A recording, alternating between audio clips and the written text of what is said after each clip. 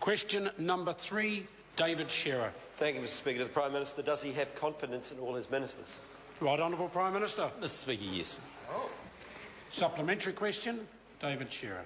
Does he have confidence in his Minister for Primary Industries, given that he implemented budget cuts of $26 million for MPI since his government came into power?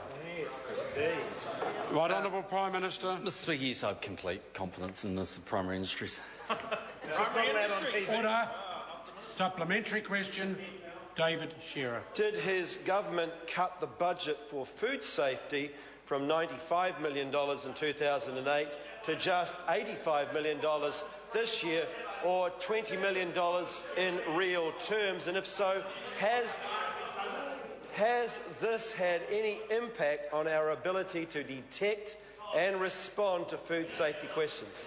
Right Honourable Prime Minister. Mr Speaker, I don't have those details with me. But it's interesting that we're only 24 hours into it and it looks like Labor's turning on the blame game. Order. Order. Supplementary question, David Shearer. Thank you, Mr Speaker. Was he and his ministers warned back in 2010 that amalgamating food safety into what is now MPI risked compromising food safety standards, and that food safety is vitally important for our exporters? Right Honourable Prime Minister. Mr Speaker, I don't have that advice with me. If it was presented, I have to go back and look through all of the records. But what I can say is when the merger was undertaken and the MPI assumed food safety, that was done for very good reasons and, in my view, has been a successful merger. The laws that actually control the standards that are set and the processes that they go through were not changed. Supplementary question, In light of his answer, did he consider the independent review of food safety in 2007 that recommended that food safety be established as a stand-alone agency because it is considered world best practice? And if so, was the amalgamation designed simply to cut costs, as he stated in his Better Public Services speech last year? Right Honourable Prime Minister. Well, Mr Speaker, it wasn't the introduction or amalgamation of food safety as part of MPI wasn't designed to cut costs overall. Of course, the government wants efficiency.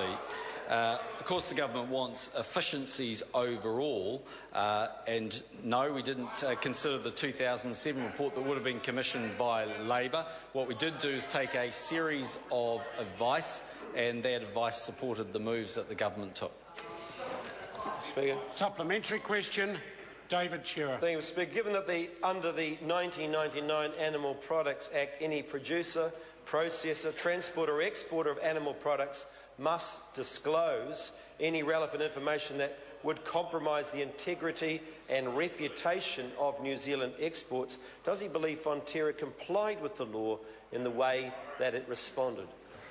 Right Honourable Prime Minister. Mr Speaker, well, that will be the purpose of an inquiry to answer that very question. But as I understand it, the obligation, as it's been relayed to me, is that when there was a known issue, which was on the Wednesday, the company has 24 hours to ensure that AssureQuality is made aware. That was done, as I understand it, and then AssureQuality have a further 24 hours to ensure that the government, through the regulator MPI, is informed. That also took place. Whether there should have been earlier disclosures, that's all part of an inquiry. Supplementary question, David Shearer. Did he ask his ministers why they were not kept informed of the Fonterra issue, given that there is a legislative requirement that they be kept informed, and if so, what reasons did they give?